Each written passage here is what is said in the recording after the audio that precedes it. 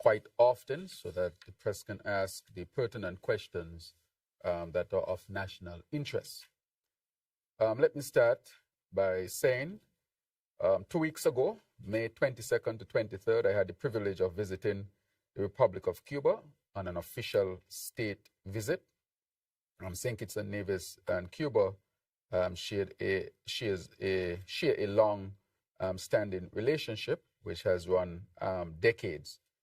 We discussed a number of critical matters. One of the things we discussed was a health cooperation agreement between St. Kitts and Nevis. As you know, Cuba has contributed significantly to our healthcare sector, whether it be through our people training in Cuba. I myself trained in Cuba, or maybe it's also helping with our human resource here in the health sector as well. And so we want to thank Cuba for the many, many years that they have been working with us. Without the Cuban relationship, our health sector would be on the verge of collapse. I want to say that one of the things that we look at was a new program for diabetic foot. There's a medication in Cuba called Herberprot. On that journey, I took with me Dr. Joylet Woodley, the chief surgeon at JNF, and that program we are seeking to implement here in the Federation, where we want to cut down significantly on the number of amputations and also to save the feet of persons who are affected principally by diabetic foot. I look forward to the implementation of this program so that our people can be further helped. Of course, I would say I also had the opportunity to meet with our students who are studying in Cuba. They have challenges. I studied in Cuba myself. I had challenges. They might have, at this time, a bit more challenge than I would have had. And to help them, we are sending supplies to Cuba.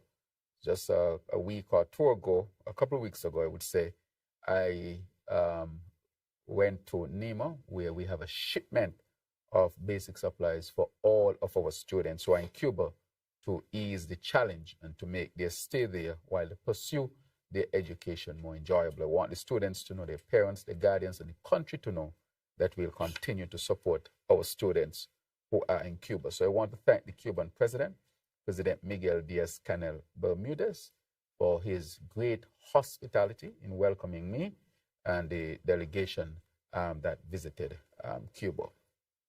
Of course, we discussed other health issues, and we have determined that any cooperation, as has always been, will be based on principles of human rights that are accepted internationally. Make sure that there is no issue with human trafficking, and our program does not have any semblance of that. These are critical questions that were asked, and pertinent questions, I dare say, relevant questions as well. It was just up to us to show that we base our cooperation on international law, and human rights law are always respected. I want to also say that St. Kitts and Nevis will be the first country in the Caribbean to have an advanced electronic travel authorization portal, or ETA system. We will officially launch the e-border biometric corridor today. This is a significant technological advancement. There's also advancement in terms of our border security, advancement in terms of making travel to St. Kitts and Nevis seamless.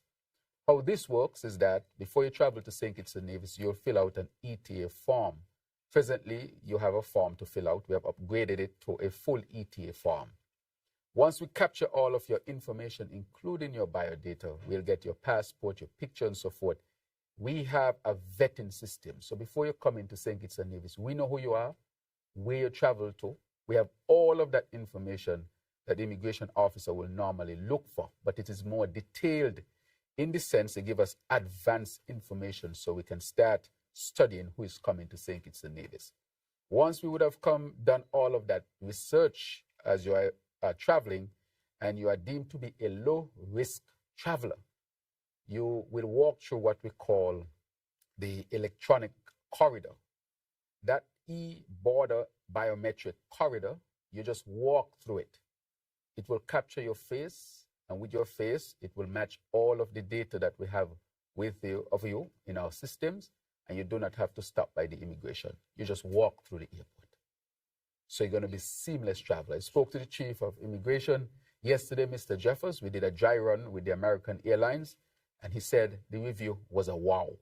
They could not believe that in a country in the Caribbean, they can just walk through the airport because of advancement in technology. And we will launch that today. That is a big, big achievement for our country. This is part of developing a sustainable island state. This is part of becoming the most advanced country technologically in the region. We are on track, and we will continue to make sure that we advance. This comes, of course, on the heels where you are now able to pay your taxes online.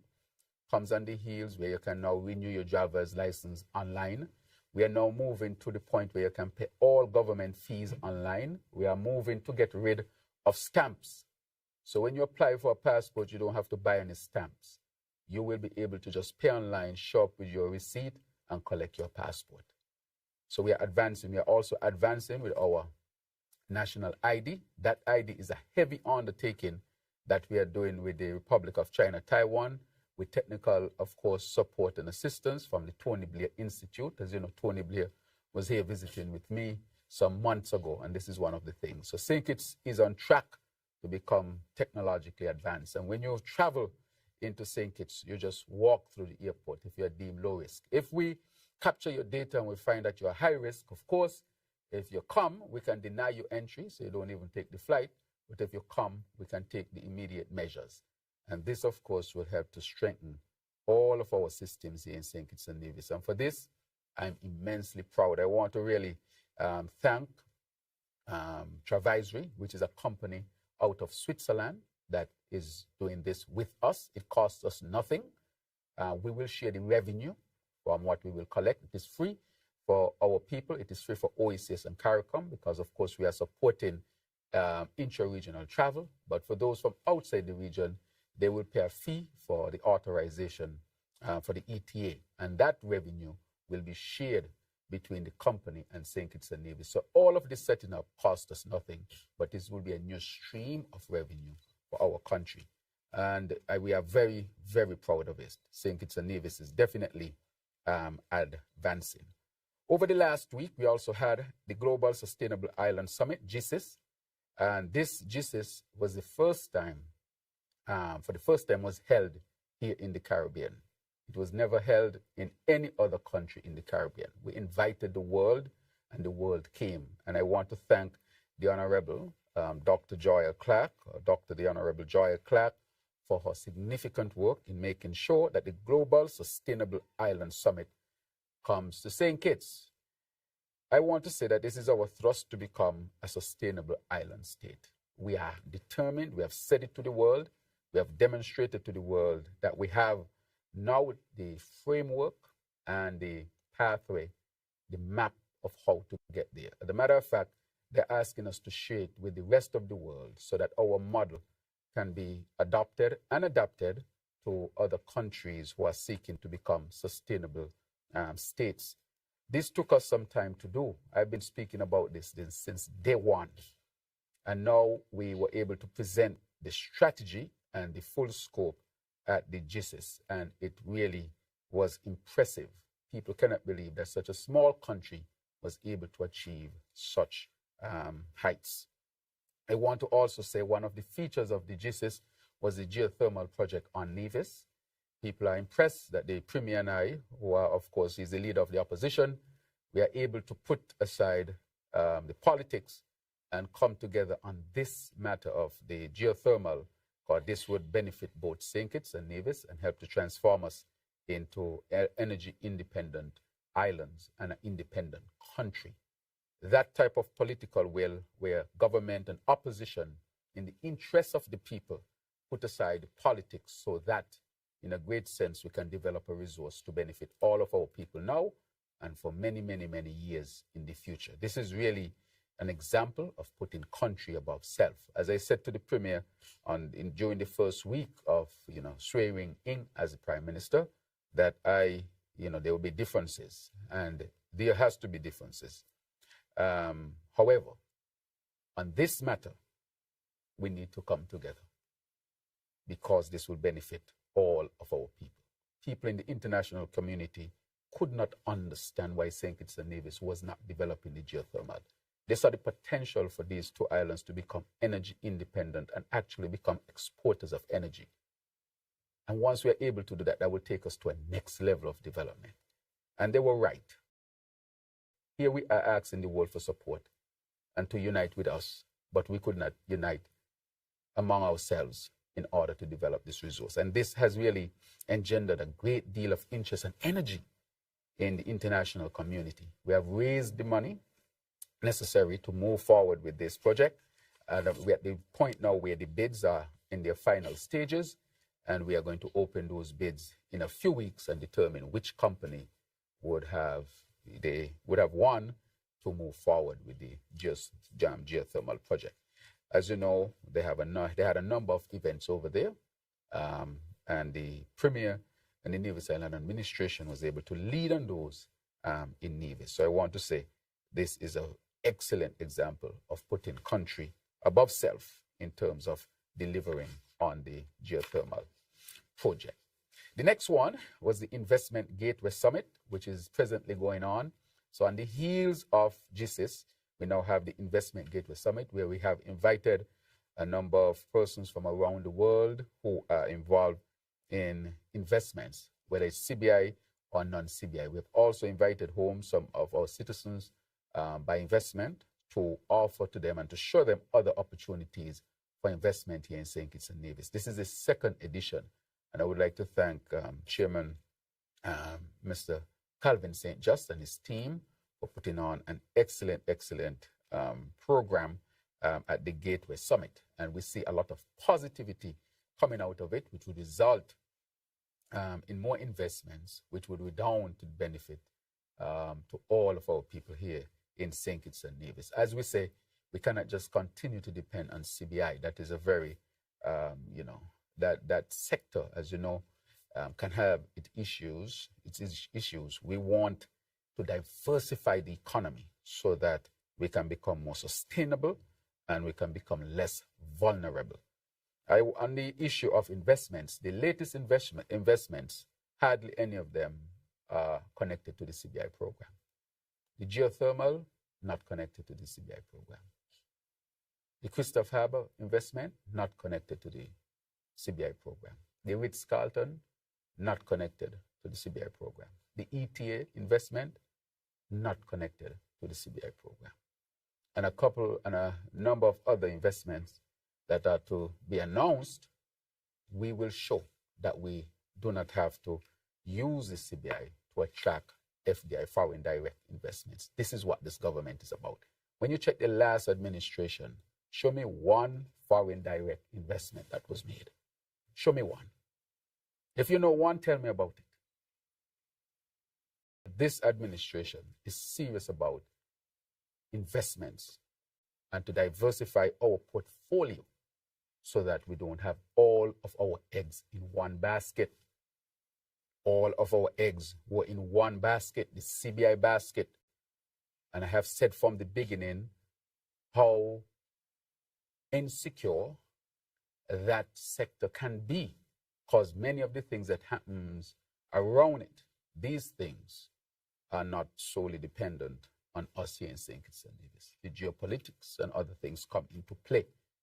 But I want to say that I'm very proud that we strengthened our CBI program, and while we strengthen it, and it is one stream of investments, we have sought investments in other areas. But let me add, in terms of public sector investment, we will see the hospital starting this year. We'll see the Bastia High School starting this year. The desalination plant, which I just visited, it's impressive. I encourage the press to visit the desalination plant, the one that is right here at the industrial site area. It is impressive. And I spoke to the engineers and the minister with responsibility. I want to thank him for his work. The Honorable Congress Maynard, he has pointed out that we expect water in August. You should go. It's really impressive. That is your country having this tremendous investment taking place. We want to bring water to St. Kitts and Nevis. In the last administration, Nothing was done to secure us with water. How can you run a country if you don't have water? After air is water in terms of importance for human life. And if you have shortage of water, a lot of other things will be affected directly and indirectly, from health to development to advancement. You cannot do it without water. And any government that can't deliver water to its people is a failed government. I want to also say that I visited the Kim Collins Stadium this morning as well. And it's basically completed. The track is complete. I think you all should go there and see it. It's complete now. And I want to really thank the Minister responsible for sports, the Honorable Samuel Duggins, for his tremendous work. He came under heavy fire. Heavy fire. Can you imagine he came under heavy fire correcting something that was not done? Now that this track is complete, I want to know what will be the next talking point. So I want to congratulate the Honorable Samuel Duggins on such a tremendous feat. The other thing I want to speak to with respect to investments is to speak to the fact of the large agricultural program which involves the pepper program from Tabasco. That is going extremely well. We are going to have 100 acres on the production, and we are going to go back into large-scale farming. We will mix the farming there. One, we'll produce the peppers and the mash to ship overseas, which will bring foreign exchange. And secondly, we will also mix it with growing a lot of different types of food for our local consumption. And we are looking at regional markets such as St. Martin and so forth, where we can export some of our produce. So in all fronts, we are pushing education, healthcare, energy, water, agriculture, and of course the financial services. So we are seeking to build a diversified economy which would be much more resilient and much more sustainable, and to make sure that our people have the basics so that they can continue to live out their lives. One of the things that I will really touch on today is the matter of the Christophe Harbor. Let me start by saying it's unfortunate that the former Prime Minister would go on radio, say he gave a national address. He's not even the leader of the opposition, out of order, and lie to the people. Just lie to the people. When I heard him spoke about Christophe Harbor, I could not believe he could have gone to that next low, where the information is easily verified. So I will go through, and then we'll have a chance to ask questions, but I want to take my time on it. So I ask for your indulgence. There was an agreement. Let's start with Christophe Harbor. First of all, Christophe Harbor is located on the Southeast Peninsula. The government of St. Kitts and Nevis owns no land and never did on the Southeast Peninsula. I want to make that clear. I'm going to say it again. At no point did the government own any land at the Southeast Peninsula. When the sugar cane lands were taken in the 1970s and paid for in the 1980s, the Southeast Peninsula was not included. I want to say that again. The Southeast Peninsula was not included. Hence, the land at the Southeast Peninsula was all private land. Private land. So I want to say that because there's some talk about government selling out land and so forth. I just want to make it clear that the government owned no land on the Southeast Peninsula. If it did, very, very little. So the Tim Harris government tried to make a deal with the Darby family in 2017 to 2018. This is a question I have for the press. Did any of you knew about the deal that they were making?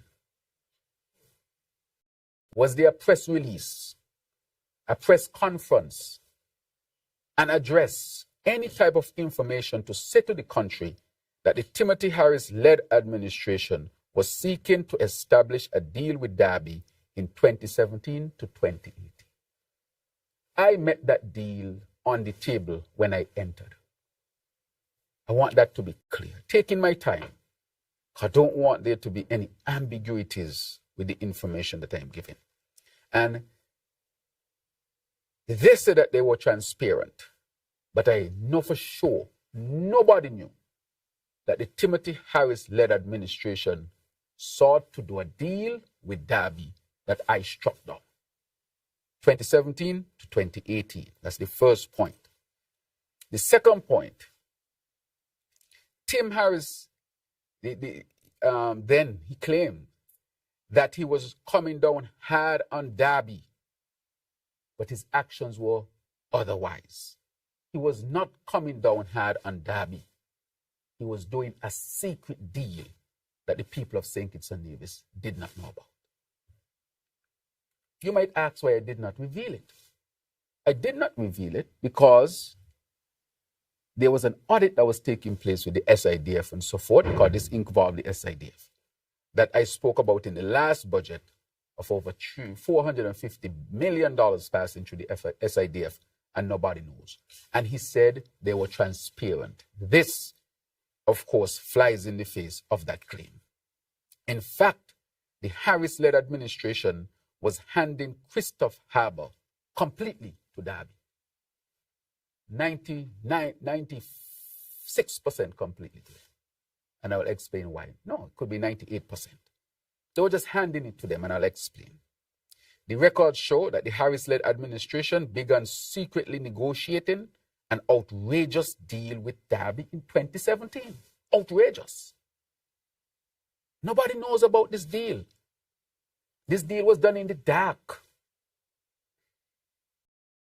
So how can you come on the radio and just lie to the people and not tell the people you were seeking? They had the deal secured, basically. It is just that I stopped the deal.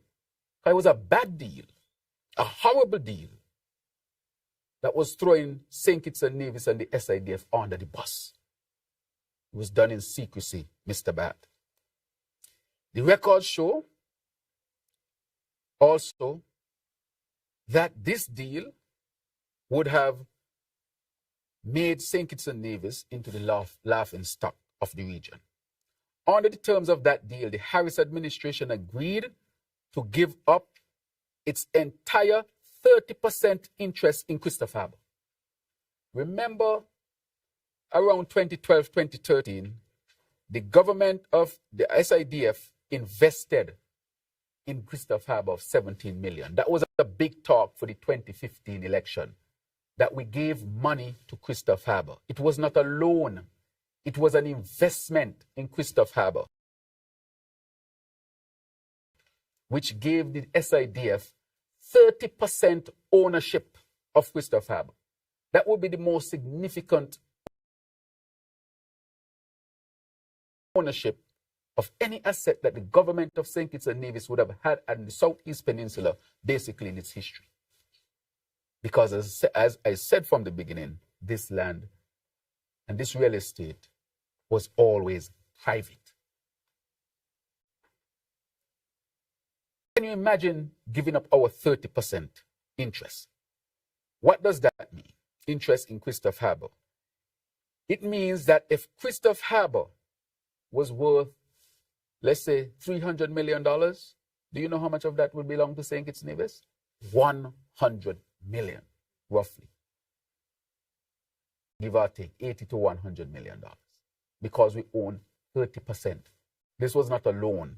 This was an investment that gave us 30% ownership of Christophe Harbour. However, in this deal that Timothy Harris was seeking to do in 2017, 2018, was to turn over all of the ownership to Christophe Harbour. Here, what was the carve out? I'm going to break it down slowly.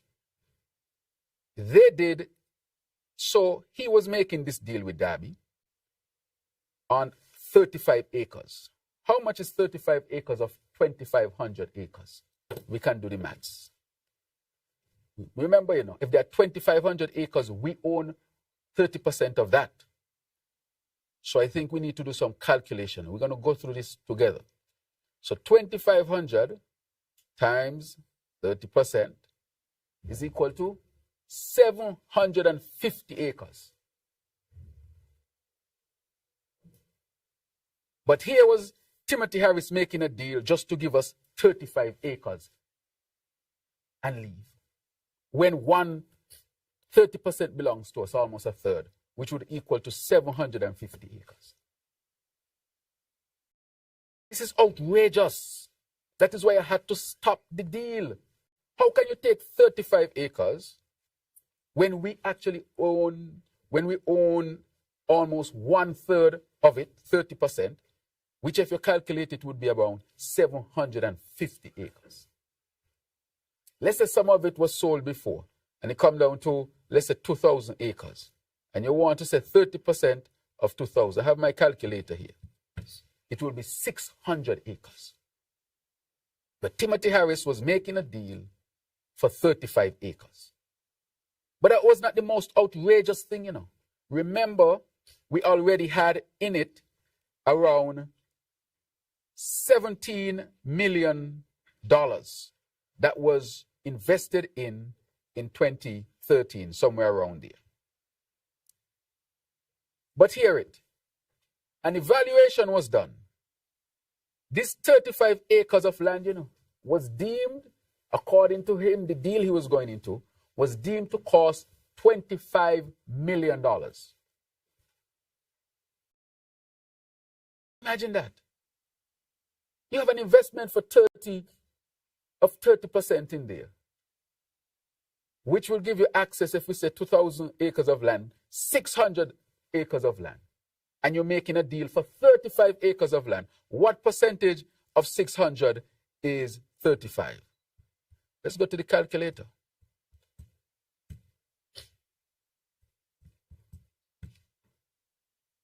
.8%. So here, because of the 30% we own, and we're going to use a lower number of 2,000, where we should have access to 600 acres of land if you're selling all of that. But he's making a deal for 35 acres only, which is only 5% of the 600 that we really deserve. So let's work out 35 acres of 2,000. I'm going with 2,000, just in case some land was sold. 600. But if we work out this 35 of 2,000,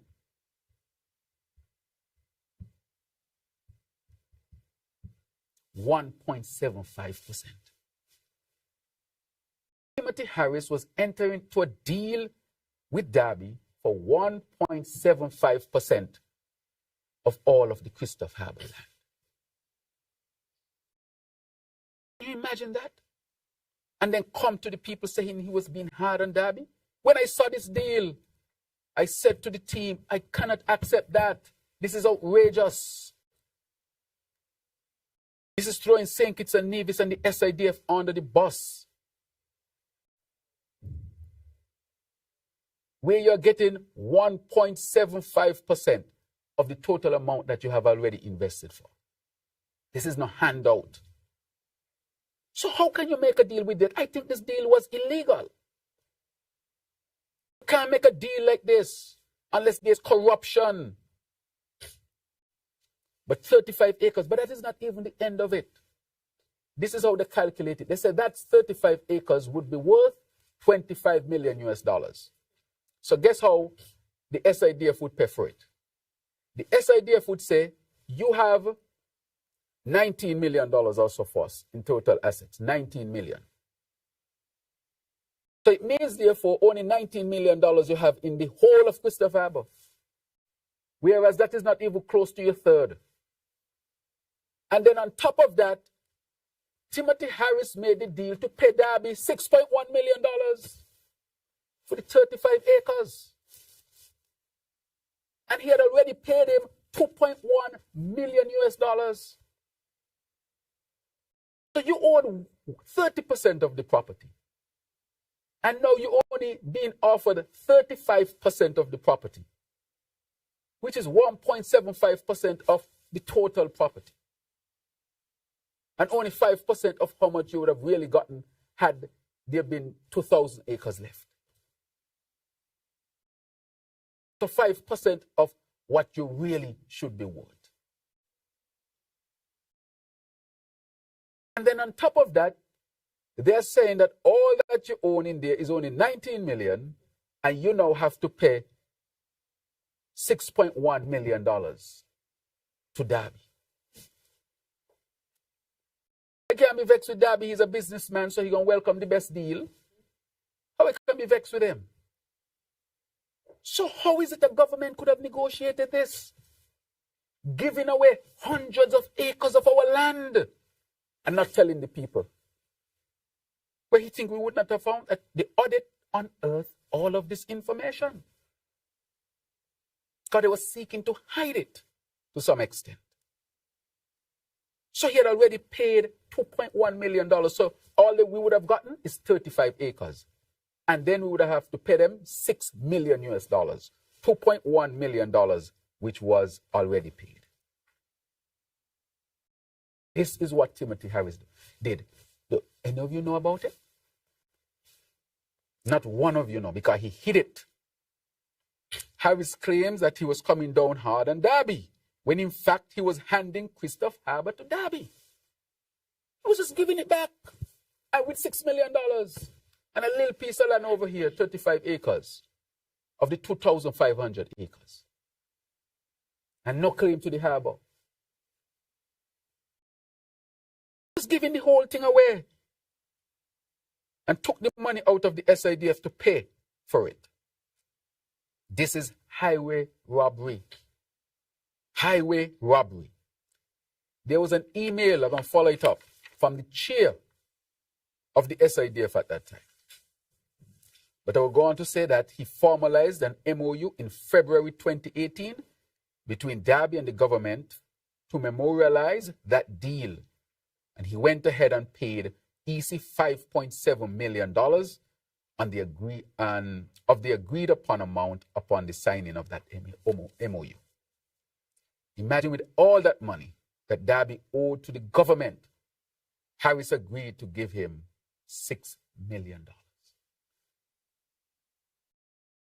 That is why you see I came out and I gave an address and tell you how much money in this deal would have to go to the people. Otherwise, no deal.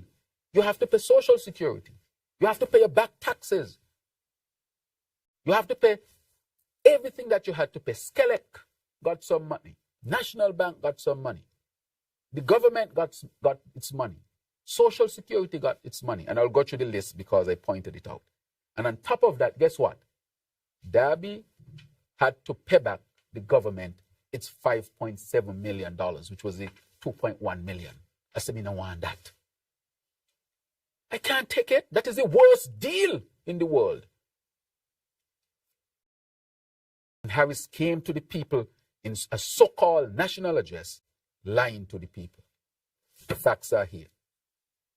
Imagine with all that money, nothing at all would have come back to the government. Because in the deal, it does not talk about paying all of your debts. Over there is private property, and they can sell it. It was never owned by the government. So I see him talking about patrimony and this. He was giving all of this back to Darby when we had 30% interest. And he knows very well that the Southeast Peninsula was never ever owned by the government. Thank you, Press. I will go through the list when I come to the deal. And so therefore, I would like to say that we are in a much better place. And I will never be upset with Darby. If you're a businessman and you could get a good deal, take it. But it's up to the government to make sure it's prudent and it's not being taken for a ride. And therefore, I want to say that we stop this deal. We stop it. And so, in this new deal, one, we said we will not go through with that deal. Two, Christopher Harbour, of course, is a private entity. The government has, the SIDF has 30%, and it's pursuing its private venture. Again, none of the land on the southeast ever belonged to the government. This was always private land.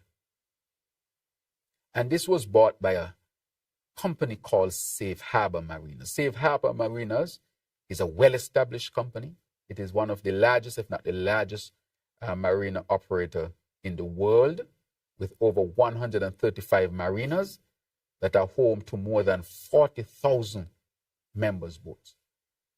This deal is going to make St. Kitts and Nevis, we're going up into the premier of harbors around the world. Our yachting sector will become a thriving sector, producing jobs upon jobs in all areas. This is an excellent company coming to St. Kitts and Nevis, one of the best in class. The other thing I would like to say is that with Safe Harbor, of course, together with Safe Harbor, Puerto Rico Delray, the Caribbean's largest marina, and Safe Harbor, San Juan Safe Harbor Marinas now offers over 1,000 slips in the Caribbean. So this, together with them, we are going to do that. Safe Harbor Marinas is excited to make St. Kitts a yachting hub in the Caribbean. They are confident that connecting St. Kitts to their existing stock of customers will lead to a steep change in utilization and activity during the upcoming yachting season that begins in November. That is how quickly we are moving. I didn't talk about, because again, you know me by now, I don't talk about things until the ink is dry. That is when I normally talk about things. Safe Harbor is immediately investing in St. Kitts to expand the marina capacity. This expansion will be operational beginning in November 2025. That's how quickly they're moving. In addition to expanding the marina capacity, Safe Harbor will add desalination plant to make sure that there's 24/7 water, and this will supply all of their fresh water that they need. And this is expected to be completed in November 2025. So they will not be straining our water resource here in St. Kitts and Nevis. Tremendous, tremendous. The marina will be led and operated by a team of Kittitian employees. It's part of the deal. We want our people in there. The expanded marina will have capacity for 32 yachts. These are the big yachts now, super yachts I'm talking about. A 60-meter yacht is operated by a crew of 15 plus guests. At full utilization, the marina will continuously host over 600 visitors at any given time. This has nothing to do with our cruise product. This is in addition to our cruise product. We are going into a next level of when it comes to our tourism product. By having capacity to service super yachts from around the world. We're in a different club. These large yachts and their crews will require significant levels of support for hospitality, provisioning, maintenance, technical support, all sorts of things. Safe Harbor looks forward to working with the people of St. Kitts and Nevis to develop the capabilities required to support the growth of the yachting industry within St. Kitts.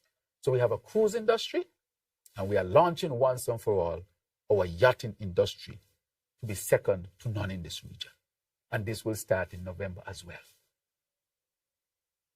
This is exciting news. And because they know that this is an excellent deal, they're trying to throw water on it. Because again, look at the last administration the Harris led. Show me a foreign direct investment that helps to transform St. Kitts and Nevis. Show me one.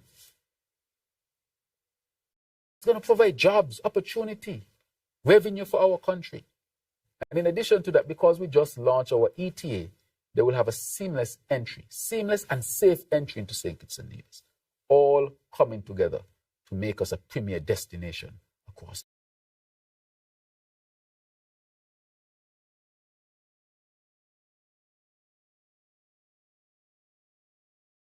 the region.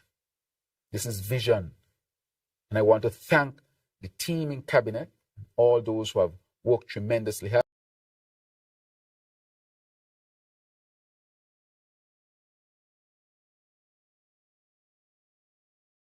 I want to thank Her Excellency, Hadia Claxton, Special Envoy, her tremendous work on this one. Because this is an American company of high repute. And she's a well-recognized lawyer in the United States, Harvard graduate. Went to school here in St. Kitts and Nevis, who is giving back to her country. Do you know how much it would cost to get somebody like her to work on a deal like this in the United States of America? We can't pay her. But she has been contributing because this is a contribution to development of a country. You know how much jobs this is going to provide? Safe Harbor starts to advertise. Already St. Kitts and Nevis is in the magazine of the super yachts. We never enter into the magazine of the super yachts. That alone going to result in indirect benefits because the name of St. Kitts and Nevis will be elevated immediately. Where is the super yacht destination in St. Kitts and in the Caribbean? St. Kitts and Nevis.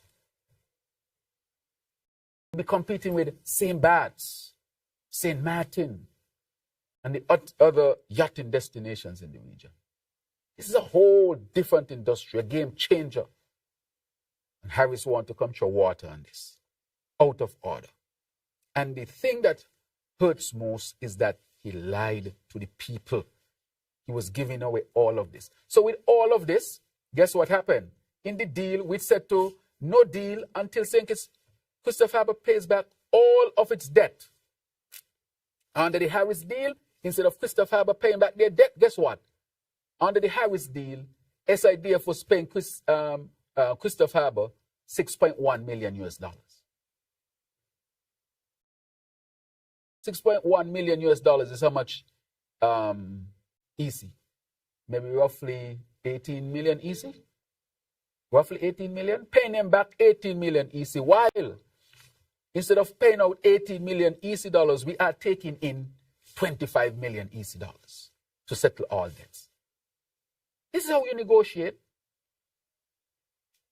Negotiate because guess what? I don't take nothing. Nobody can give me nothing under the table. The only thing on the table for me is my foot them. Tell me how you're going to deal with the people fear. That is what I'm saying. Deal with the people in a fair manner. So this is what we came up with. For Social Security will get $4.5 million. Skelec will get $2.4 million. They know that Christopher Harbour owed Skelec. Made a deal with Christopher Harbour and didn't ask Christopher Harbour to pay Skelec. Instead of they asking Christopher Harbour to pay, they are paying Christopher Harbour for 5% of the land that is due to them. I mean, you can't get a deal worse than that. SIDF got back its $5.7 million because there's no deal. The deal is off. National Bank got $2.7 million. That's National Bank Trust. National Bank, which is separate, got $2.7 million. The bank got some money, boy. Additionally, $3 million has been paid toward outstanding property tax that is directly in our treasury. $3 million. So $3 million directly into our treasury for property tax. Have to pay your taxes. At no point in Harris' deal did they ask him to pay his taxes. As a matter of fact, they take a meager 35 acres and was paying $6.1 million US, which is 18 million EC dollars roughly to Christopher Harbour. And we also got stamp duties, in the amount of $3.6 million. They have to pay stamp duties because there's a transaction. Transaction come with stamp duty fees, which equals around $25 million. And guess what? We did all of that. So we got the best company in the world. We have a thriving cruise ship industry. Now we'll have a thriving yachting industry. Plus all these entities got back their money. Plus, we still keep our 30% ownership. So any profit Christopher Harbour makes, 30% belongs to us. So every dollar they make, 30 cents is ours. Every million they make, 300,000 belongs to us. That's just our profit. That has nothing to do, while our 30% there is gathering interest and gathering profit and all sorts of things. Any sale to be made, 30% belongs to us.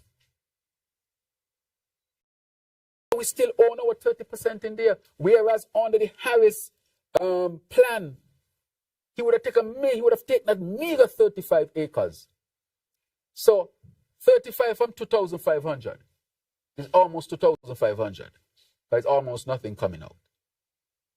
2,465 acres would have been left with Christopher Harbour. Plus you would have given them $6.1 million on that. And no interest for you. No profit for you. And you would have lost all your 30%. And guess what? They would still owe Social Security, still owe SCELEC, still owe SIDF, still owe National Bank Trust, still owe National Bank, still owe for property tax arrears. So that is why I say, why would he come to the people and blatantly mislead the people? Blatantly. I have the email here that was sent. I can read the email. I'm not reading it. The email that was sent from the chairman. Let me check on it. Give me 1 second. Because it is important that we have it. You have the email. Thank you, Press Sec. That is why you are the Press Sec. And the email was sent from the chairperson then of the SIDF. And it was sent on Friday, December 1st, 2017 at 5:11 a.m. The chairperson woke up early to send the email. Friday, December 1st, 2017, 5:11 a.m., the email was sent. The email was sent to Buddy Darby, Steve Harbour, and others, and subject, confirmation of agreement. Confirmation of agreement. Hear what it says. Dear Buddy, this is what the audit revealed when we did it. Dear Buddy, I refer to our meeting today, and I am pleased that the SIDF has agreed to receive from Darby and our KHT Christopher Harbour 35 acres at Cardinal Point in return for consideration to the value of US $25 million. The said value to be made up as follows. USD $5.1 million, that's US dollars, on the execution of the agreement. US $3.9 million on closing. But of course, you know, I did not close this. And thirdly, the transfer of all SIDF's assets, interests, including all debt equity, to Darby, Christopher Harbour, to the value of US $19 million. What nonsense is this? You invested $17 million roughly to own 30% of Christopher Harbour. And now you come telling me that it is worth only $19 million? And he went on, it is our intention to sign an MOU to this effect followed by an agreement. The execution of the MOU must be preceded by the provision of the AutoCAD drawings, identifying the land, the lots, the acreage, and certifying the ability to build along with the master covenants in respect to which the SIDF is intended to be bound so that the SIDF can fully understand and appreciate its commitments to in this regard.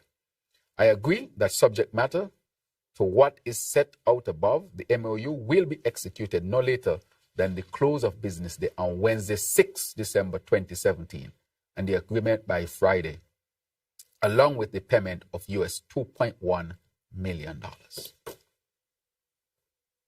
This was it. Close, chairperson of the SIDF. I'm not disclosing, I'm not calling the name of the chairperson. I don't, because this is owned by the government. That's right.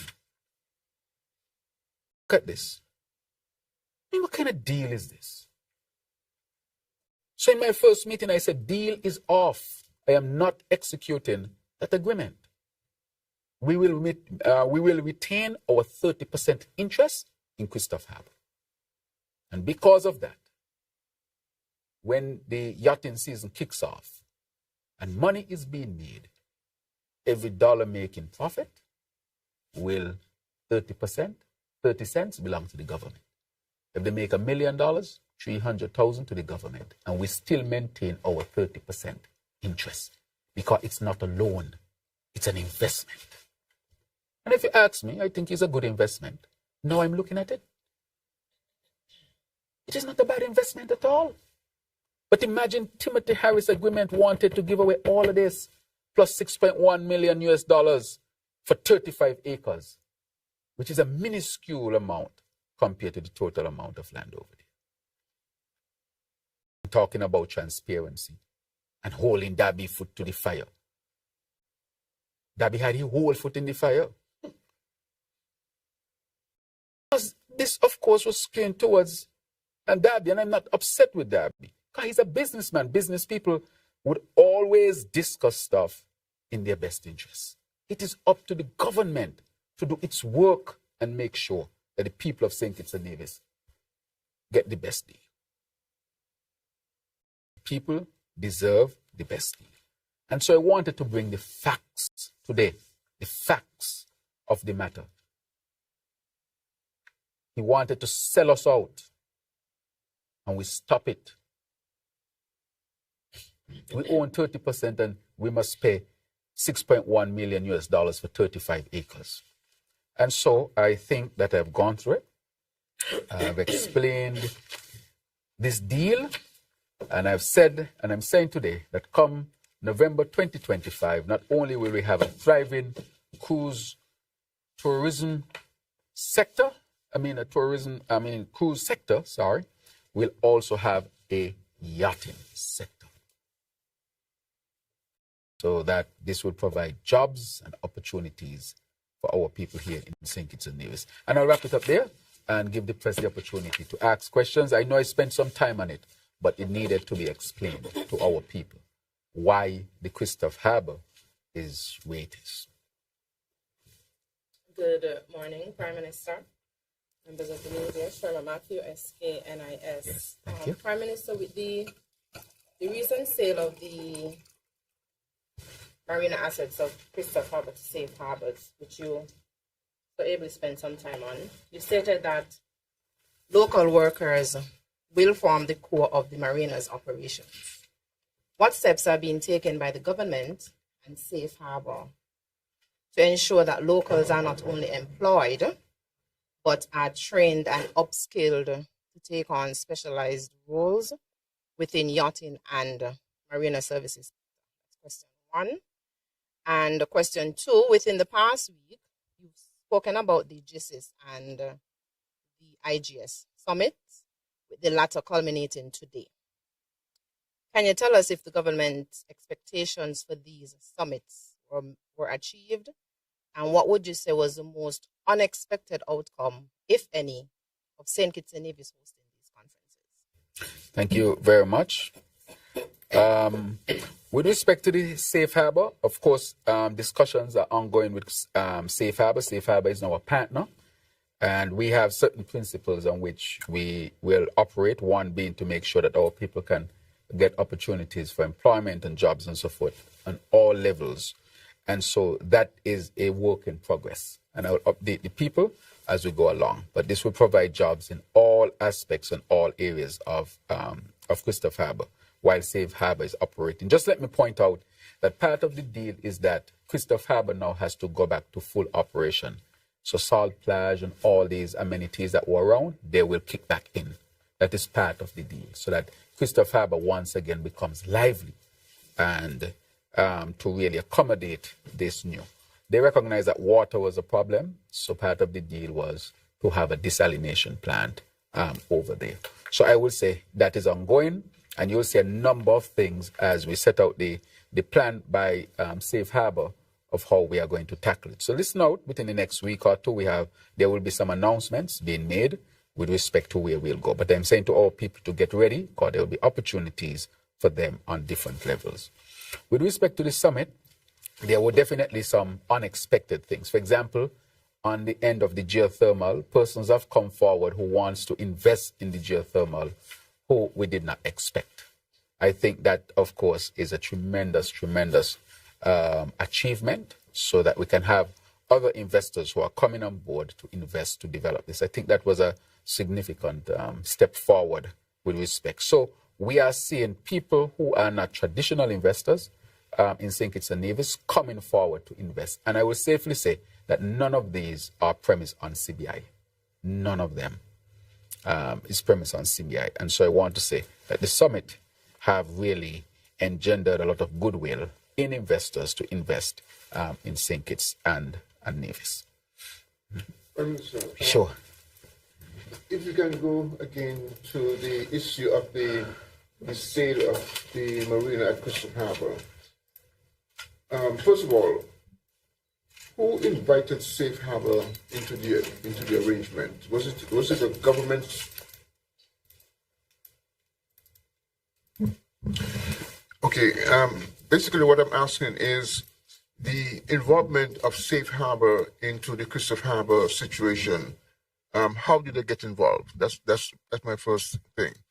Secondly, what was the sale price agreed upon between the parties, and was government involved in that negotiations to come up with that $25 million approximately?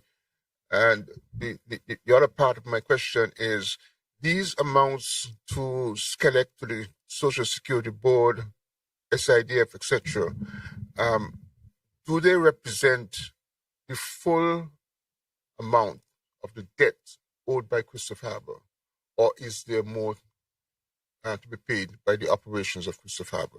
Let's start then and see if we can move from there. Right. So let me go to the point of the debt. What happened? Yes. So as I told you before, our Crystal Harbour, we had the services of Her Excellency Special Envoy Hadia Claxton. In part of the negotiations was we would go to all of these entities and ask them, how much are you owed? We didn't tell them how much they will get. They were asked to report how much they were owed. So SCELEC has to say, this is how much we are owed. Social Security had to say, this is how much we are owed. So they reported how much they are owed from their records, plus they had to give the wire information to their bank accounts. And that money went to an escrow. So once the deal is struck, that money didn't go to Crystal Harbour to come back to the government. The deal said, on striking the deal, the money goes to an escrow account that then goes to all of these entities in St. Kitts and Nevis. Because again, we wanted to make sure, because then you end up in one account and then you are fighting to get it out of that account to the government. Part of the deal. So these entities reported how much they were owed, and on that basis, the amount was paid. Right. Okay? So that is what was done. Wait. I need some clarity in what the Prime Minister just said. Let him hear. To what he just said. Let us hear what he said. Uh-huh. My follow-up is in relation to what you just said. So it's not necessarily a round, the next round. Right. You just mentioned that the entities will tell you how much was owed, but you still have not said whether these figures here represent the full amount of what was owed. Mr. Bat, the entities said the full amount that they were owed, how much they were owed. Listen what I said. We did not tell them how much they're owed. We asked them, how much are you owed by Crystal Harbour? You don't have to say full amount or small amount. You say, how much are you owed? That is understood to tell me the amount that you are owed, the full amount. For example, the 4.5 million represents the amount that Social Security said was owed. Yes. Fine. Right. So that is what I said. It is clear. So it is clear that, remember, the entity reported how much they are owed by Crystal Harbour. I don't think the entity has to say this is the full amount. The entity cannot say I'm owed a partial amount. No, the entity will say they owe me this amount. Right? And that is what they reported. So they said, Social Security said the amount that we are owed is this. Okay? And so each entity reported how much they're owed, and then the agreement is made. So if any agreement that is made with any entity, it is because the entity agreed that that is the amount that they are owed, that it's owed, rather, if it's an entity. All right? So that is how that came about. So those numbers are not numbers that we tell them they would get. We ask them, how much are you owed? Once they say how much they are owed, then we do it. You introduce the word full. I don't think there's a need to ask them what is the full amount you're owed. I can just ask, how much do I owe you? And they report how much they are owed, and then that amount is agreed upon on the execution of the deal so that you can get that money. And so all of these amounts. I know you heard all kind of numbers. I know you never heard about this, Mr. Batch. You never heard about that agreement, 2720. Let me ask you a question. Did you ever hear about it? No, I can say I did not hear okay, about good. that. So let me answer the others. You didn't hear about it. So it's fair. You ask me questions and I ask you a dialogue, and I let you go on and you question. Wait. So now I'm going to answer the rest of your questions. I wanted to hear from you because you say you never heard about it. You never heard about it because Harris hid it. He hid it from the people and he hid it from you. You did not know this. Wait, hold on. You asked about a couple other things with respect to the sale of Christopher Harbour and who made the approach. Let me tell you what is happening in the investment world. A lot of people are approaching from one direction or the other and say, look, we are interested in this property. The government has its interest. The government has its interest. Even if the government did not own 30%, any large property to be sold in St. Kitts and Nevis, with respect to our development, we can have a say. With respect, what we can't do is try to own what we don't own. That is a whole different matter. Unless you're going to go to what you call eminent domain, which you have to compensate the people for fully based on the market price and the loss projected on their land. That is a whole different argument. And so once they came forward, because we had multiple people came forward, we would investigate them and see, which one looks most credible, which one you can have that conversation. Because a lot of people come forward. That is why when you're in government, you have to be so careful in terms of who you would engage. You will never get it perfect. There are some people who would look shiny and everything checks out and it can go bad. But you at least have to make sure that you start off on a good foot. And this was a reputable company, and we start the discussions in earnest to help to facilitate it because this government wants to create an environment for foreign direct investment. That is what any government should do. Create the environment for foreign direct investment, because if a country does not have foreign direct investment, it cannot survive properly in this world. Look at America, seeking to get all the foreign direct investment, and they're the largest economy in the world. They want all the investments to come to America. You hear the Saudis investing, the Qataris investing, the Emiratis investing. Well, I want them to invest here too. Why not? We have an environment for investments. They are welcome to invest in St. Kitts and Nevis. Everybody else around the world is investing. So we were intimately involved with respect to them.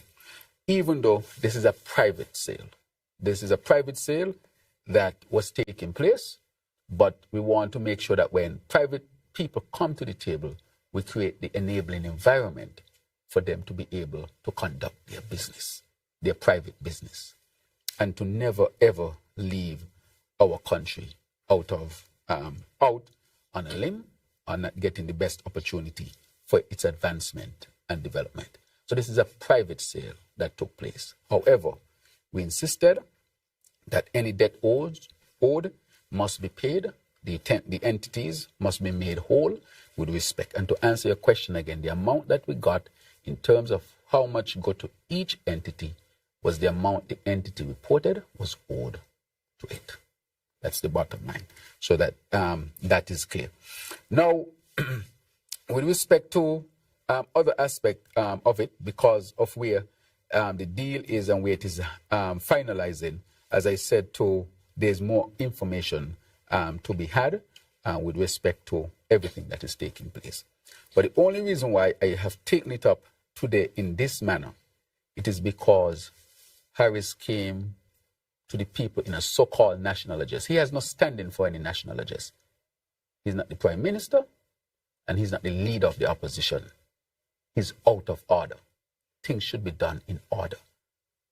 When I was the leader of the St. Kitts Nevis Labour Party, I was not the prime minister, now the leader of the opposition, I could give a statement, or I can call it an address, but one thing I cannot do is call it a national address. He should know his place and be humble.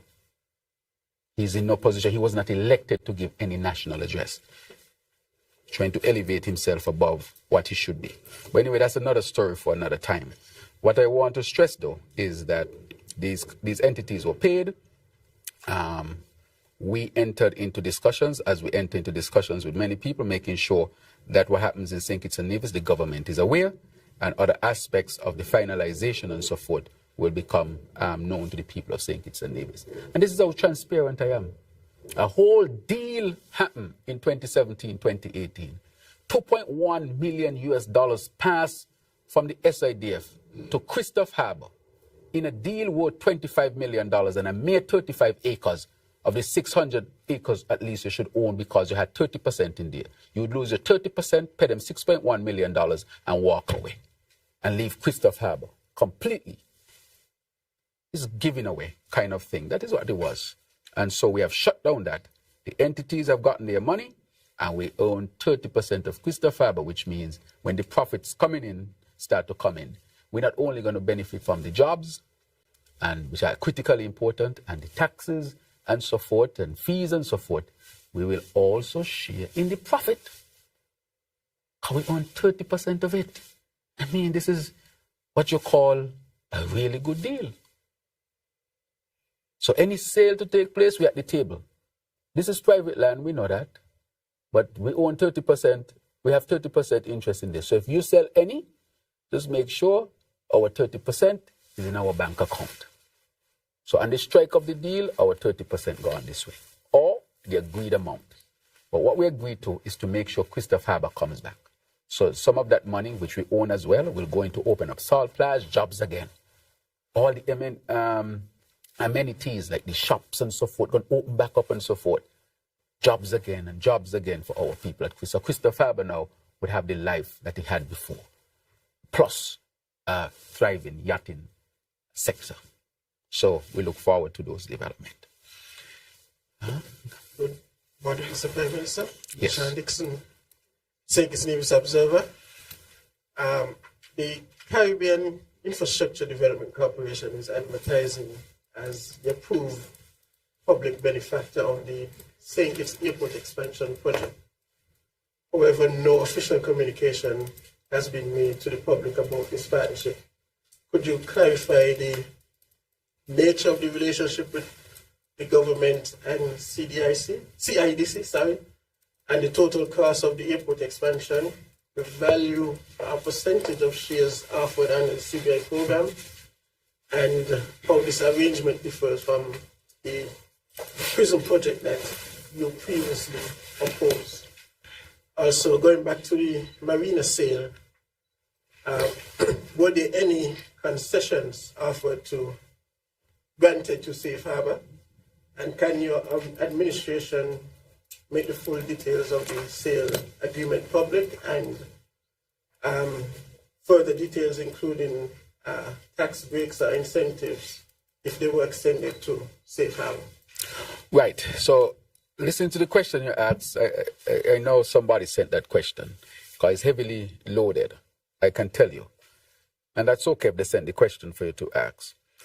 You would know that Christophe Harbour comes under a special agreement that preceded me, of course, that was in fact intact under the Harris administration. As a matter of fact, Harris not only kept it in place, Harris was giving Christophe Harbour totally back to Derby, which is a double whammy, without the pain of all the things that I spoke about. All of the tax concessions, all of those, that arrangement was under the original agreement that was made with the Derby family. And that is bound by law. So if any concessions, all of that preceded me. It happened on the original agreement, and it happened on the Harris administration. So I would ask Harris this question: did you see it? Of course he saw it. But I would say that that is the agreement that governs the tax breaks and the concessions and so forth. That is still in place.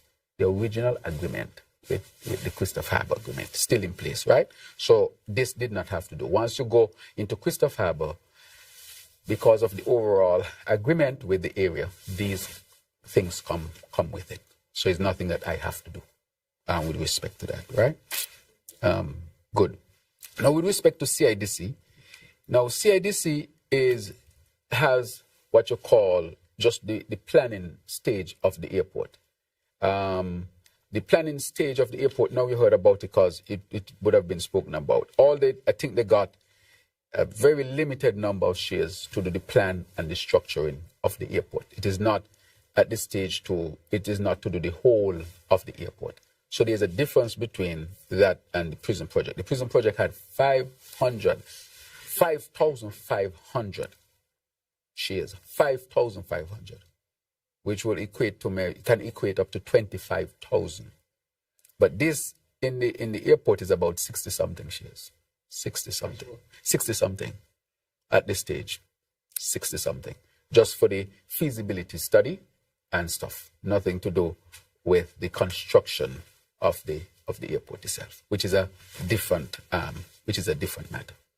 Right? So that is where that is at this particular time with it. So it's different to the prison project. I can tell you, and everybody has heard about the prison project and the deal with the prison project. Now, this is the difference between he and I, the difference between he and me, right? In this sense, when he was asked about the prison project, he said it has nothing to do with St. Kitts and Nevis. It's a private contract, and he cannot give the numbers because it's industry secret. He told you all that. Bat, you remember that? I'm sure, Bat, you remember that one. He said that. If you go back, you'll see that he said that. He didn't want to give the information. But you asked me the information today, and I share it with you. It's for the feasibility, the planning area, and I think they got just a limited number of shares. I got to check the number, but it's not a lot of shares. It's a limited number for that first part. And as I've said, I'll continue to be transparent. Where you don't have enough information, you ask for it, and it will be shared with you once it involves the people of St. Kitts and Nevis. So that is where we are with it, of course. Okay. Anything else in there I needed to answer? I think that was it. Okay. Thank you. All right. Good morning. Devon Cornelius, ZIZ Broadcasting Corporation. I want to shift to healthcare and foreign affairs. In your opening statements, you made mention of health cooperation agreement with the Republic of Cuba. Can you provide some more key details of that agreement? And as it relates to foreign affairs, international media have reported that the Trump administration has temporarily issued or declared a pause on student visas. Can you speak to how will this affect students from St. Kitts and Nevis who are in the process of attending U.S. universities that we have partnerships with? Thank you. Now, with respect to the student visa matter, I had a meeting recently with the Charge d'Affaires from the embassy in Bridgetown, Barbados, Her Excellency Sullivan, and we discussed this matter. She expects that this will be resolved very quickly for our students in St. Kitts and Nevis and for the Eastern Caribbean. And so we are looking for this to be resolved quickly. Most of what is being considered, those things don't apply to our students and don't apply to our region. But the United States of America has the right, as a sovereign country, to decide who comes and who doesn't come. However, we will negotiate with them for there to be good relations and for our people to go back and forth, because we have that strong history, and it's a place where, they have a good university structure, and if our people can benefit from it, why not?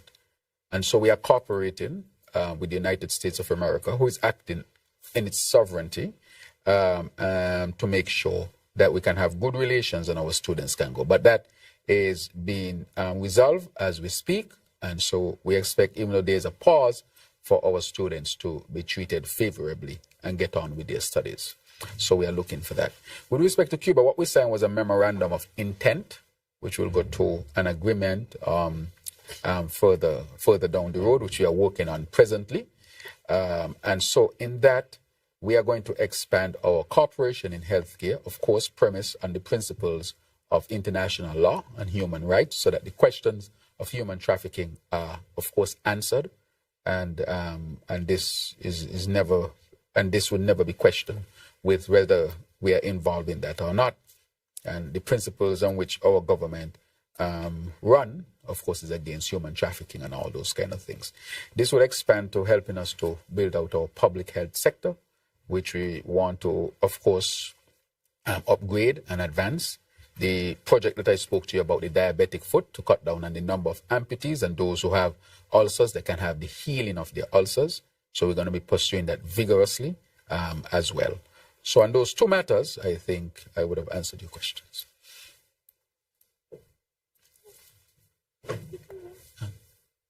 Yes.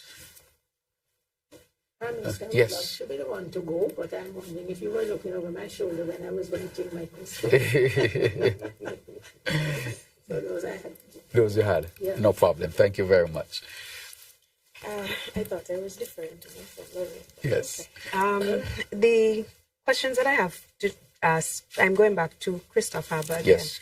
But I'm going back to the deal and I'm listening to you and what you're saying. And one thing I'll give the former Prime Minister and Minister of Finance credit for is the fact that he can count. So I am hearing what you're saying and I'm hearing about the deal. I'm hearing that you're not blaming Buddy Darby for being an astute businessman. But my thing is nobody gets nothing for nothing. So I guess the real question is, what was the something somebody was getting for this sweetheart deal?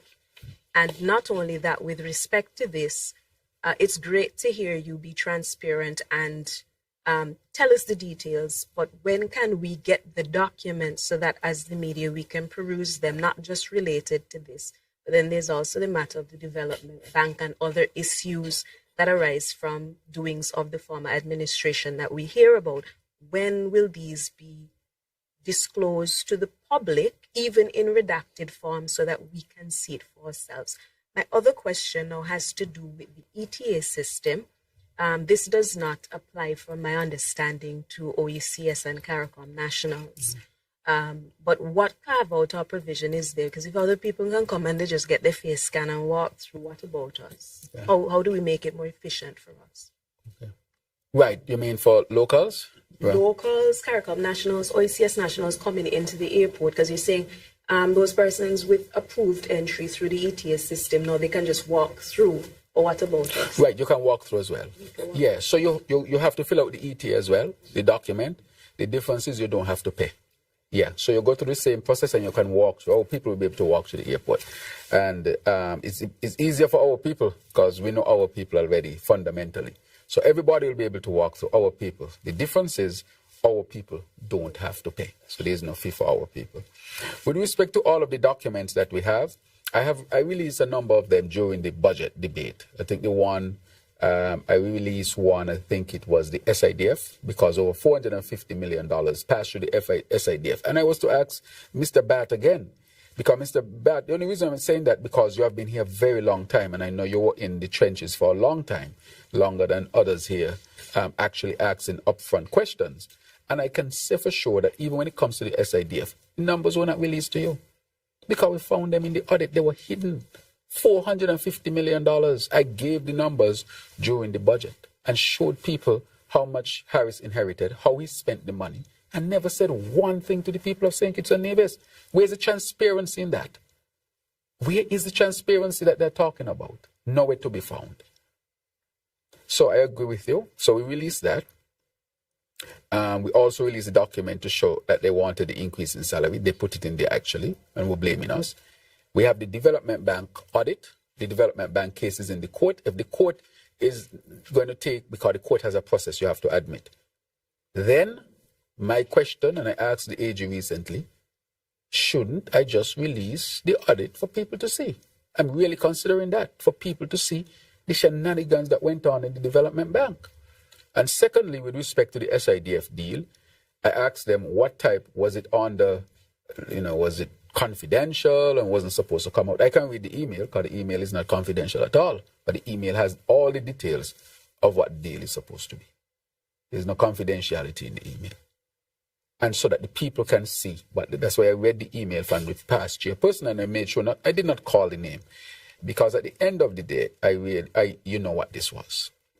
And so that's a very important question. And I will have that discussion so that all of these deals and underhanded things that were made, the people can see it. The Christopher Harbour is a vexing matter. The matter of the SIDF money is a vexing matter. The development bank is a vexing matter. And with all of this money, and the people had no idea what was happening, even with the prison project, it's only since I came in, you all know how many shares. Because all that was being hidden.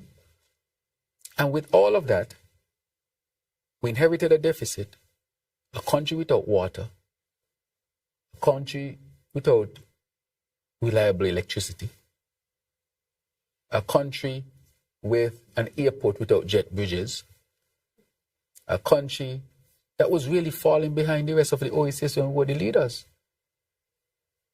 Think about it. No water, no electricity, our port falling apart, airport falling apart. Then the airport was recently decaying. And can you imagine those who had 7.5 years to fix the airport did nothing and talking about the airport leaking? Well, it must leak and do nothing. And we are now seeking to get the airport done. Because we are fixing it, but sometimes it reaches a point where you just need to put a different type of structure in place. You left us with a leaky hospital, no oxygen in the ambulance, and a minister who said ambulance expensive. These are the kind of things. You left us with no Bastia High School and $21 million spent. We had a program that you call the Poverty Alleviation Program, but you singled out who you wanted to help. You helped people when you want, and you didn't help them when it didn't suit you. But this government has brought minimum wage to affect all people. It has brought pension plan to affect all people. Whether they vote for Labour or not, they're entitled to these things. This is how we uplift a country. And basically, I'm saying that the grounds that they're standing on are shaky grounds. They're standing on sand. And the past administration was not transparent at all. Hundreds of millions of dollars missing. Bad deals being made. And the people don't know. You know what first alerted us of how corrupt that administration was? When we heard about the gentleman from Germany and the UK. What his name was again? For the watch on the shoes. Verdi. Peter Verdi.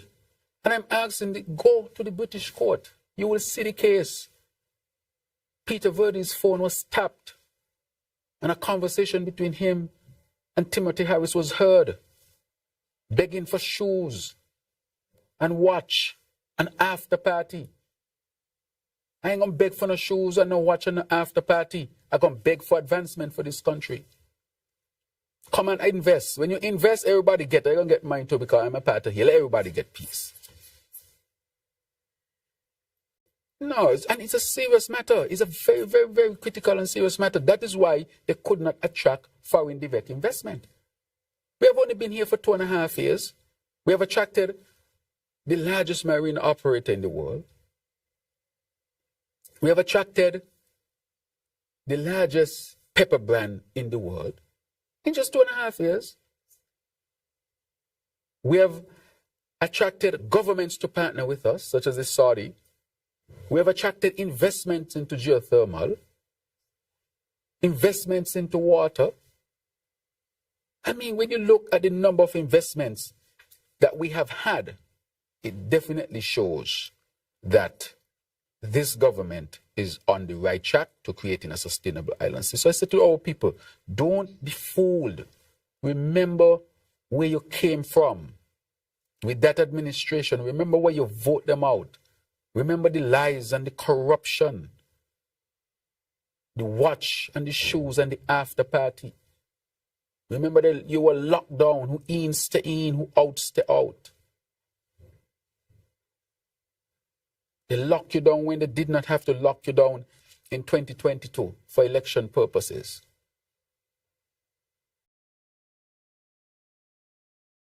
Remember those things, and they have not changed. The talk have changed because they want to get into office. But I'm saying today that this deal with Christopher Harbour that I uncovered and I shut down because it was the worst deal, period. And that is why question around it has to be asked. They have to be asked because these questions are asking, how can a government or entity or anybody make a deal like this? This just can't make sense, and then come to the people in a so-called national address lying to the people. Come on, we have the facts, and sometimes I think I don't have it. That is why they have to be exposed sometimes. And you see, they don't care about people because he knows. If he comes out like that, I will have to reveal the email from the past chair. So he's not going to be thinking about how do I protect a person who serves under me. He's trying to under the bus as well. And I'm here trying to protect her name because I think she served in her position. But this, of course, had to be run by the administration. Imagine people come to serve and you could tangle up the name in all sorts of things. And when you have the opportunity to say, look, you serve with me, as far as I can protect your name because you serve with good intention, I will. He doesn't care because he knows if he talks about it, I will come forward and reveal the information, including emails that were written in the interest or in the name of SIDF. But he doesn't care. And it is sad. Just like the stem cell, just like the herpes. Prime Minister, I want to stick with the Christopher Harbour sale. In your comments this morning, you spoke on several points with regards to the agreement. Now, having gone through the negotiations in which this $25 million was obtained on behalf of the outstanding debts, and understanding that Christopher Harbour now needs to get operationalized and to employ people and get productive, were there any components of the previous agreement? You spoke about original agreement. Are we talking about one original agreement or a second original agreement? Because there was an agreement under the previous Labour administration headed by Dr. Denzel Douglas. Upheld by the Timothy Harris administration. And then Dr. Harris's administration came in. Right. So did they replace that original agreement? No. I'm not talking about the original agreement. The original agreement is intact. I'm talking about the agreement with respect to SIDF and Christopher Harbour. That is the agreement I'm talking about. I understand now. Right. All right. So what responsibilities now is the existing Christopher Harbour, the revived Christopher Harbour, what will they be responsible for doing under that particular project? Right. You mean the present one with Safe Harbour? No, not Safe Harbour. The original one? You have the Safe Harbour for the marina. Yes. Investors, and you still have the Christopher Harbour operation. Right, the overall, of which we are party to it, right. In which yes. Mr. Darby is still involved. Yes. So what is Christopher Harbour now responsible for? For example, there was, in the original agreement, we heard talk about a golf course. Two more. There was supposed to be 3 hotels built over there. We have only had 1 hotel. So I'm trying to figure out now, what is the commitment of Christopher Harbour to that project? Right. So the commitment to Christopher Harbour remains intact. And from our end, we are going to insist that Christopher Harbour carries out what is supposed to be done. I'm very serious about that. That property has the potential to transform St. Kitts and Nevis significantly. If you were able to attract 2-3 hotels there with a golf course, one of the best marinas in the Caribbean. I mean, do you know the thousands of jobs that will be over there that can really take people off of STEP and all of these things so people can have some of these jobs? And I'm encouraging people on STEP to apply for these jobs so that they can get into more permanent jobs. That is why I'm doing this, so that people don't have to depend on STEP and these type of things.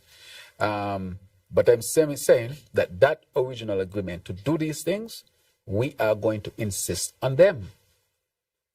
As you can see in the deal, we say you can't have any deal here and money passing and you don't pay all your debts. All your debts must be paid. You must open back up the place. It has to be functional again. And so we are going to be pursuing that original agreement to develop Christophe Harbour has to be complied with. And we are pushing for that, and we'll continue to push for that. Does Mr. Darby have the potential, Mr. Darby and his company, do they have the potential to actually deliver on what they originally said they would do? Right. Now, that is a question that is a good question to be asked. This is how we are looking at it, though. Here are the original people. They have the property. We are having frequent discussions. Can you deliver what you say you can deliver? And they have to present to us if they can deliver what they say they can deliver or not. Because as I've said, a lot of people have come forward to entertain discussions, but there is an agreement. We'll respect the law, but one of the things, we'll also respect the law to the extent, can you fulfill the agreement that is there? It is for others to judge out there whether they can deliver or not. We want the facts as to whether you can deliver or not. So that those discussions are being had as well. One more question to clarity. So, in the event that Mr. Darby and his corporation cannot deliver, what can the government do then in terms of getting that project forward? Otherwise, we basically will be held ransom to this particular investor. Right. It's like any other investment agreement. If you can't fulfill your part, there have to be serious discussions around that. Right? That is what I would say. This part where we did with Safe Harbor and so forth is our efforts as well to make sure that Christophe Harbour can fulfill its mandate, what it's supposed to fulfill. You're asking, if they cannot fulfill, what will be the measure? Just like any other, can you fulfill what you are supposed to fulfill? And I'm saying to you that those discussions are taking place as we speak as well. Okay, Prime Minister, the government's Sustainable Island State agenda was prominently showcased during both GISIS and IGS. As we look forward to the 2040 vision, what specific mechanisms are in place to ensure that local communities, not just international partners, remain actively engaged and benefit meaningfully from the milestones and opportunities that this agenda creates? Excellent question. As you can see, when the Sustainable Island State is premised on 7 pillars. And if you look at those 7 pillars, you can see where they are, such as healthcare, food security, and so forth. When you go to the healthcare sector and social protection, those are basically all about our people. New hospital, training for nurses, training for doctors, upscaling what we have. Our people are benefiting directly. And we are encouraging our people to invest in these sectors to actually help us. For example, Dr. Clark just opened a new MRI, which, we facilitated with duty-free and so forth, so that an MRI, besides what the government will launch in this year, would be functioning. We have also facilitated another doctor who is now pursuing major development in the healthcare sector as well. So those are just some examples of where we want our people to definitely be involved in the transformation of healthcare in this particular case. If you look at the area of energy, even though we are entertaining international partners, look at geothermal, for example. Geothermal, even though we are having investors, is owned by us. And so the profits to be derived would be profits that we own.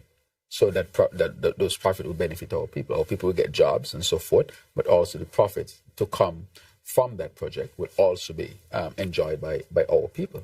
So we want to be owners as well. We want to be leaders in the various industry. I just gave those few examples to show that as we go from sector to sector, we want our people to be involved. Of course, we think to fully build it out, it has to be of collaboration with international partners, meaning government to government, government to NGOs and other entities, and with the private sector, both locally and internationally as well.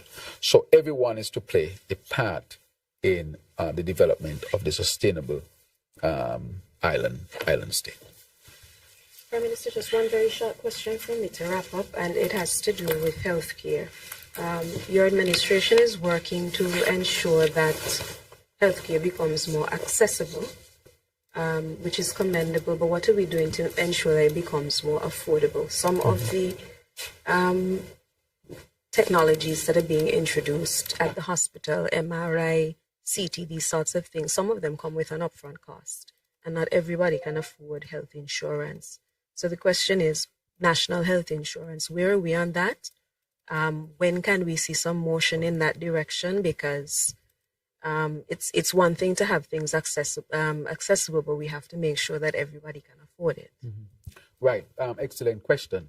With the national health insurance, we have all the documents ready. We have passed it to the actuary, and I met with the actuary a few days ago, and it is now, of course, going to be advanced by the Ministry of Health. So we are going to actually be pushing aspect of that. As I've said before, this will entail serious discussion with our people, because to implement something like this, there would have to be contribution.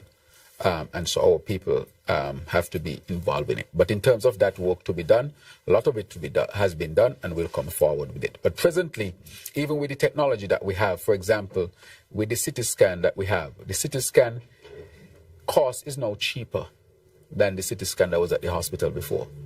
Even though the CT scan now is, of course, much more advanced than the one that we had before. So that is a way in which our people can enjoy more access through affordability, where we tend to make the cost of these things as affordable as possible. We have also done so with the dialysis, where we have helped to lower the cost as well for our people. And, we have other aspects of healthcare, for example, the clinics who see the chronic disease and elderly for free, the children and the Children's Medical Fund, which takes care of children who have to go away for life-saving medical intervention and surgeries. So I would say that presently, even where things are, our people still have access, but to make it universal and to bring more justice to the sector, we need universal health care. National health insurance has to be an aspect to that as well. And we are pursuing that. Yes. Right. Thank you very much, Press Secretary Javon Liebert. I want to thank you for being so astute today and making sure that the information is out. That is why you are the Press Secretary. You're working for your pay. And so I want to thank you for that. I want to thank all who are around the table today who had these, what I would call, very critical questions to be asked. I think that they're important that we answer these questions that are asked. Even Mr. Bat, who I know have been here for a very long time, and we transparently share information. But as I ask for transparency on my end, I'm asking for transparency on the press, on the behalf of the press as well. The press has to report that they knew nothing about the deal that Harris struck in 2017, 2018. You did not know. It was hidden from you. The press must put that in its report. The press must also say that at no point did the government own land at the Southeast Peninsula. And if it did, hardly any, because the land over there is fundamentally private. That is a fact.